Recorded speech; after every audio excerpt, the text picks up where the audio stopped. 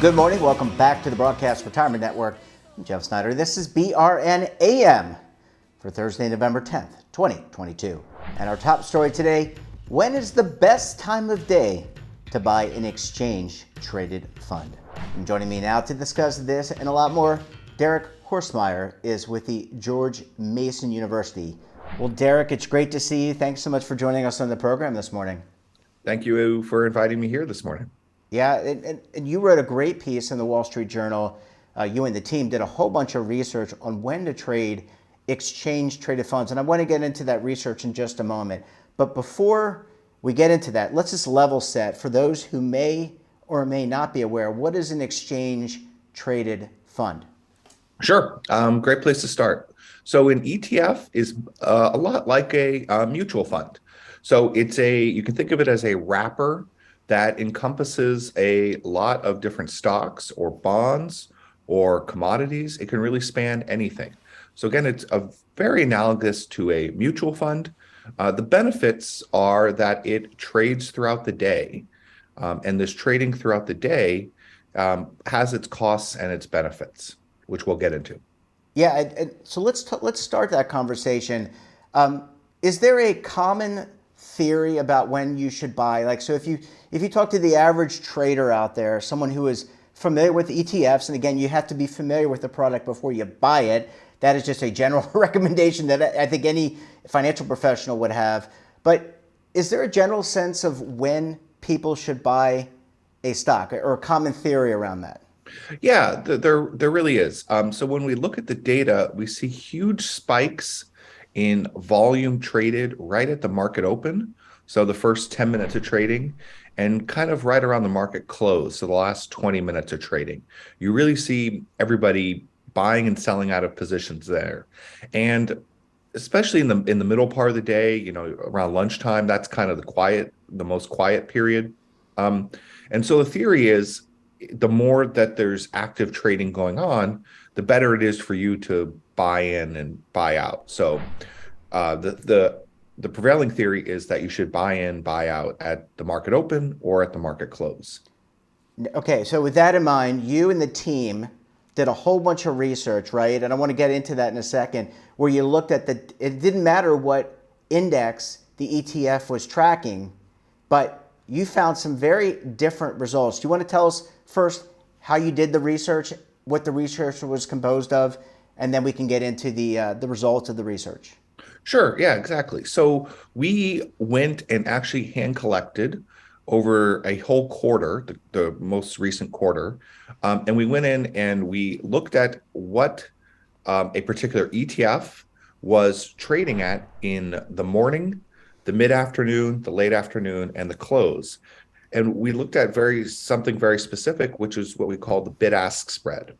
Now, the bid-ask spread is just the spread between what you can buy a stock or an ETF at and what you can sell it at. And this is a measure of what we call implied transaction costs, because you, as the person buying it, is always going to be on the losing end of that transaction. You're always going to pay that little bit of difference. And so we looked at that, how that evolves over time. And we looked at it for 40 of the top traded ETFs out there. We tracked it over time, each day, and for an entire quarter. And going back to what you were talking about, the prevailing wisdom, is there a reason for that? Is it just that inertia? People are apt to do trades, and they get something in their head that they want to do a trade. They're going to do it the first thing in the morning. Maybe they'll set a reminder to do lunch. Is there something that has led to that prevailing wisdom? It's a good question. I think it's when partially that, and partially when information comes out. So I think everybody's raring to go in the morning because new information's come out overnight. So they place all their trades then. And then obviously at the close, you want to go home for work. So you place all your trades then, or you want to go home, to have dinner. So.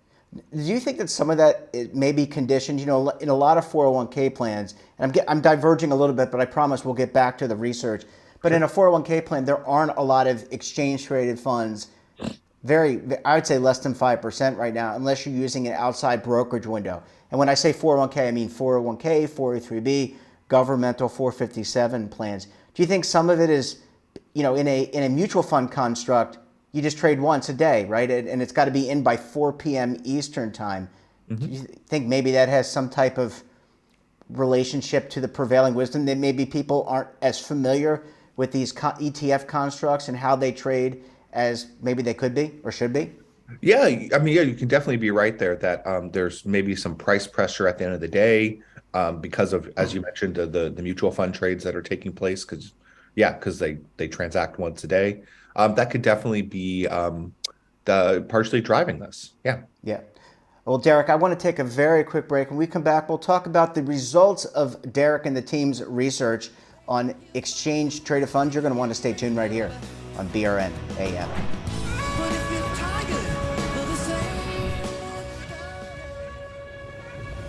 Imagine a new television network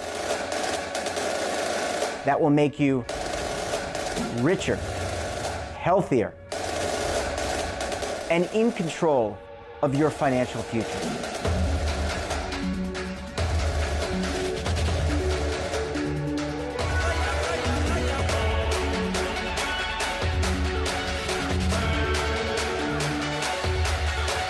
This network is for the policewoman in Nashville, Tennessee, the baker in Dubuque, Iowa, the teacher in Lexington, Kentucky. We want to make the idea of savings and retirement culturally relevant. But what do you see as a defining issue of the midterms, especially for the smaller businesses? I mean, they are the lifeblood of the American economy.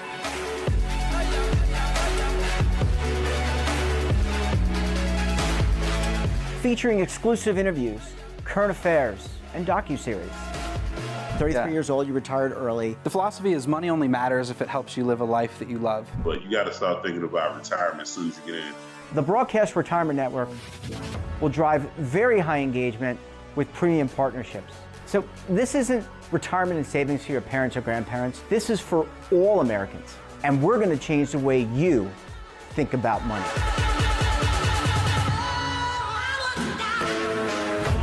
Welcome to the next frontier of retirement and savings. This is BRN, the Broadcast Retirement Network. Are you stuck with a low credit score? A credit report and score that's causing you to be denied credit or pay higher interest rates than others for the same things? Then do what Terrence did and call Credit Repaired for your free credit evaluation to help restore your credit. I started thinking about buying a new house, and my score wasn't where I needed it to be. I called and spoke with one of the representatives, and we just had a good conversation, and I liked what he was saying. Just one call for his free credit evaluation was all it took to start back on the track to repairing his credit. I'm seeing the deletions and I'm getting the report, so I know something's being done. It does make a difference to me. All it takes is one call to get started. Credit Repair has given me a second chance to have a better credit score. Don't let a low credit score hold you back another day. Do what Terrence did and make the call for your free credit evaluation. Call 800-819-4152. That's 800-819-4152. Again, 800-819-4152. Welcome back. We're talking this morning to Derek Horstmeyer of the George Mason University School of Business. Well, Derek, thanks so much for staying with us this morning. Really appreciate having you for segment 2. Oh, thank you. Thank you for thank you for inviting me here. So Derek, you and the team did a lot of research, and it sounds like you manually collected a lot of data. You looked at it through the entire third quarter of 2022. That alone was an interesting quarter. But when you look at let's talk about cost savings. Did you find between the bid, spread, ask, were there better times of the day that led to better cost savings? Yeah, surprisingly, we found that as long as you avoid the market open, you're doing pretty well. So the market open, the first 10 minutes of trading, and to avoid any issues with really what's happening right at the market open, we specifically looked at 9:35 to 9:45. So we want to avoid any biases that might happen there. So we looked at basically a little bit after the market open because there is a little bit of chaos that's going on there. Just a little. Just a little, just a little. So we found that as long as you avoid that market open period, that first 15 minutes, you're really minimizing your costs. And I'll state the magnitudes now. But so you can, on average, you can pay about a 2 basis point spread on the bid ask at the beginning, and then for the rest of the day, you're paying about 1 basis point. It doesn't really matter. You can trade midday or even close, and you're getting about 1 basis point. So that difference of 1 basis point doesn't sound like much, but if you're placing 100 trades, buying and selling back in, that is 1 percentage point. So that it adds up quickly if you're doing 100 trades, and this is, I guess this result is really more for somebody that's a financial planner, or somebody that's doing maybe a little bit more active trading. But 100 trades adds up to 1 percentage point. So that's a real effect. Yeah, I would say that is very significant, especially in today's market environment. It used to be when I first got into the retirement business, it was an 8% assumed interest rate. I don't think we're anywhere remotely close to that unless you're using certain types of investments. Does your research apply to any type of ETF? I know you looked at a lot of different types of ETFs, but let's just say someone that tracks the S&P 500, or someone who tracks a gold or set of gold stocks, or whatever. Does it apply across the board in your research and your findings across any ETF?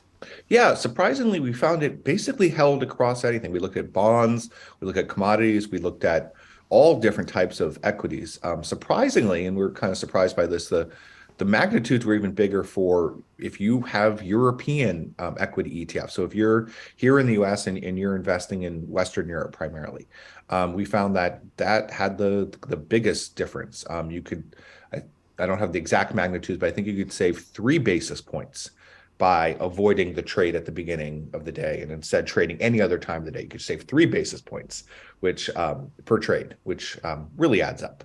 Yeah, absolutely. I mean, we learned from the Department of Labor several years ago that fees matter. I think we all understand that fees matter. So anytime you can reduce the fees, very important.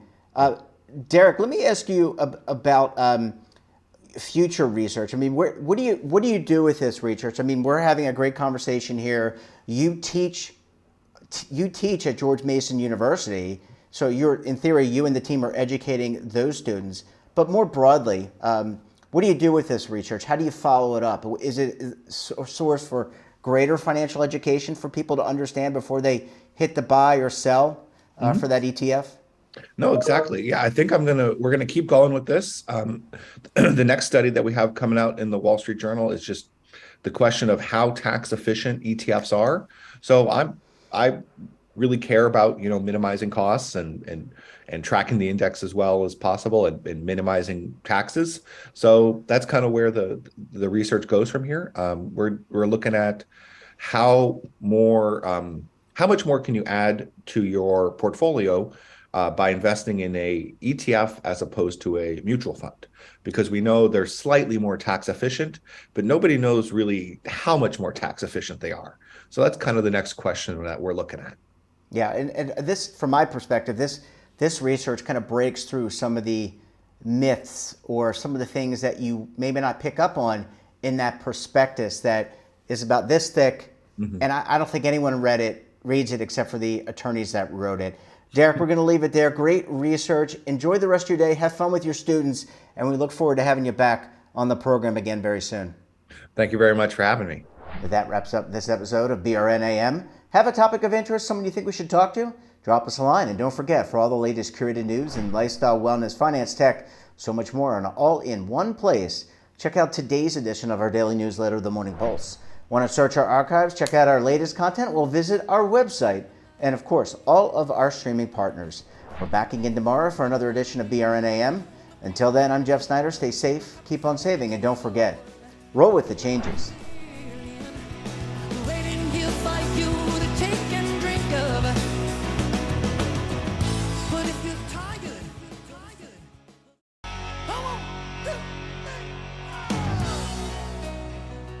Now is your opportunity to co-create content around any topic on the first lifestyle and wellness network. Reach a global audience through our platform and co-own exclusive branded content. All of our programs are available on demand and also as audio-only podcasts, so you can take us on the go. Broadcast Retirement Network, available anytime, anywhere, and on any device.